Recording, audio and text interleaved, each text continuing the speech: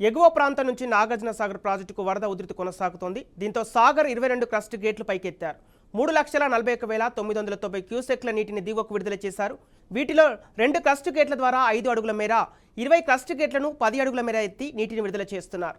ప్రాజెక్టుకు ఇన్ఫ్లో 3,41,990 క్యూసెక్లు వస్తుండగా అవుట్ఫ్లో కూడా సమానంగా ఉన్నట్లు తేల్చారు.